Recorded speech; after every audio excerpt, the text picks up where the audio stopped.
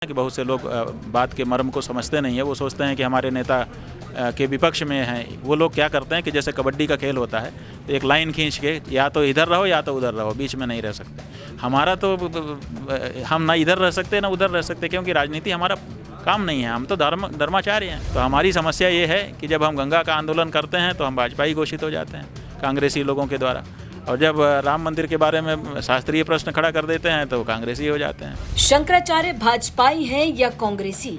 इस सवाल का जवाब खुद स्वामी अविमुक्तेश्वरानंद ने दे दिया। अयोध्या में राम मंदिर में प्राण प्रतिष्ठा पर सवाल उठाने वाले ज्योतिष पीठ के शंकराचार्य स्वामी अविमुक्तेश्वरानंद एक बार फिर से चर्चाओं में हैं।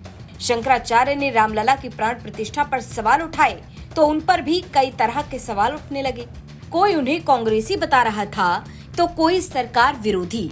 अब इसी राजनीति को लेकर उनसे सवाल कर दिया गया। तो सुनिए शंकराचार्य ने क्या कहा। भी आप चर्चा में आए थे जब आपने अयोध्या में जो राम मंदिर है वहाँ पर प्रभु राम की मूर्ति की प्राण प्रतिष्ठा को लेकर आपने अपनी आपत्ति दर्ज कराई थी, तो क्या वो सारा प्रकरण अभी खत्म हो गया है कि अभी भी आपके वही कहना है? जो शास्त्र है वो तो शास्त्र ही है, और उस शास्त्र की जो बातें हमने उठाई थी वो अपनी जगह पर प्रमाणित रहीं, क्योंकि उसके बारे में बाद में देखिए जब हमने प्रश्न उठाया था कि अभी शिखर नहीं बना है तो शिखर बनाना पड़ गया।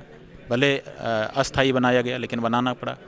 इसी तरह से हमने कहा था कि जो रामलला विराजमान हैं उनको गर्भगृह से वंचित नहीं किया जा सकता, तो उनको भी वहाँ विराजमान करना ही पड़ा। और भी जो प्रश्न धार्मिक उठाए थे उनको किसी रूप में तो माना ही गया है। तो हमने तो किसी ईर्ष्या द्वेष से, किसी दूसरे कारण से आपको बहुत विरोध का भी सामना करना पड़ा। विरोध तो देखिए आजकल ऐसा हो गया है ना कि बहुत से लोग बात के मर्म को समझते नहीं है। वो सोचते हैं कि हमारे नेता के विपक्ष में हैं। वो लोग क्या करते हैं कि जैसे कबड्डी का खेल होता है तो एक लाइन खींच के या तो इधर रहो या तो उधर रहो, बीच में नहीं रह सकते। हमारा तो हम ना इधर रह सकते ना उधर रह सकते, क्योंकि राजनीति हमारा काम नहीं है। हम तो धर्माचार्य हैं। तो धर्म का जो दृष्टिकोण होगा उसी दृष्टिकोण से हमको बोलना पड़ेगा। तो हमारी समस्या ये है कि जब हम गंगा का आंदोलन करते हैं तो हम भाजपाई घोषित हो जाते हैं कांग्रेसी लोगों के द्वारा, और जब राम मंदिर के बारे में शास्त्रीय प्रश्न खड़ा कर देते हैं तो कांग्रेसी हो जाते हैं। तो राम मंदिर के बाद अब बनारस के ज्ञानवापी मस्जिद को लेकर शंकराचार्य चर्चाओं में हैं। शंकराचार्य ने कहा कि लोग बात के मर्म को नहीं समझते।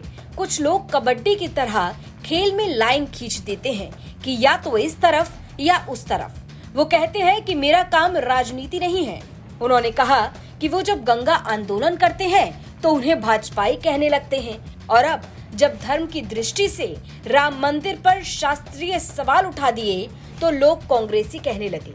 दरअसल ज्ञानवापी पर एएसआई सर्वे रिपोर्ट में दावा किया जा रहा है कि मौजूदा ढांचे से पहले यहाँ एक बड़ा हिंदू मंदिर था।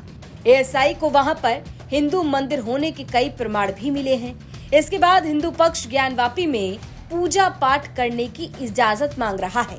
इसी कड़ी में शंकराचार्य स्वामी अविमुक्तेश्वरानंद ज्ञानवापी में कथित शिवलिंग की परिक्रमा करने जा रहे थे, लेकिन उन्हें पुलिस ने उनके आश्रम के गेट पर ही रोक दिया।